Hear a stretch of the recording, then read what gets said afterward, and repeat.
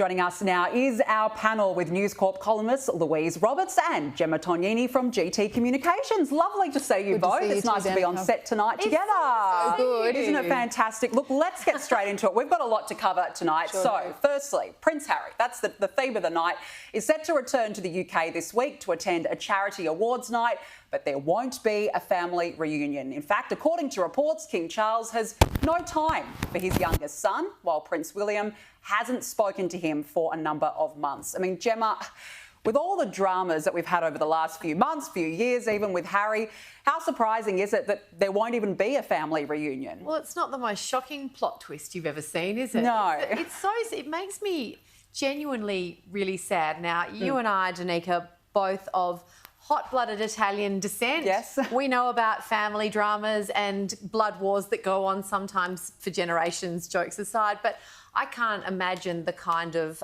enmity that there would have to be between, for example, my brother and I for us not to talk. I mean, we're pretty good mates and we don't always agree, but even when we've been bluing about something or another, I cannot imagine a turn of events that would have me not speaking to my own brother. Harry, bless his cotton socks, you know, it's like he's living in this constructed reality, and the two juxtaposing grabs that you just used are a perfect example of that. When a person chooses that posture of victimhood, it consumes everything.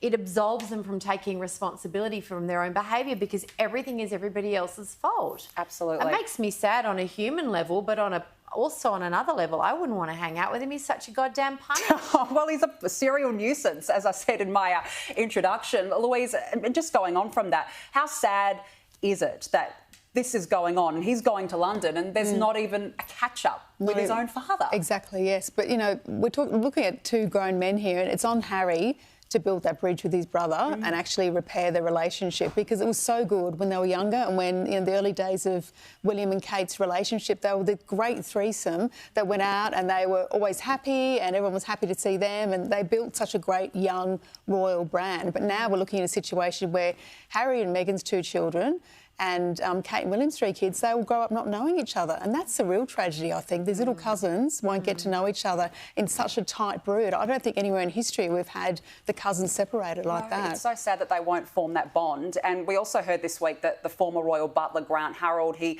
shared some insights into Prince Harry's relationship with his brother, Prince William. He said the pair have gone from best of friends to non-existent. I mean, Gemma, it just goes on to what you were saying. You can't imagine not speaking ever to your own brother.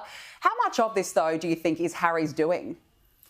Well, I mean, you know, from an observer's perspective, it's certainly, you know, he's the one out there lobbing, pardon the military analogy, but he's the one out there lobbing grenades at everybody all of the time. And I think perhaps there's an element, and of course I'm an excellent psychologist while I go for it, as well as a royal correspondent, but to Louise's point, you got to own your stuff. Part of being an adult is going, I messed up, or I felt this and this is why. It's his job, and maybe, you know, maybe he needs tough love from his family. You don't just get to come in. It's the analogy, you know, using going to the bathroom inside the tent or outside the tent. Yes. That's the clean version. Absolutely. Yeah. Keep him outside the tent. Yeah, well, they clearly are keeping him outside the tent.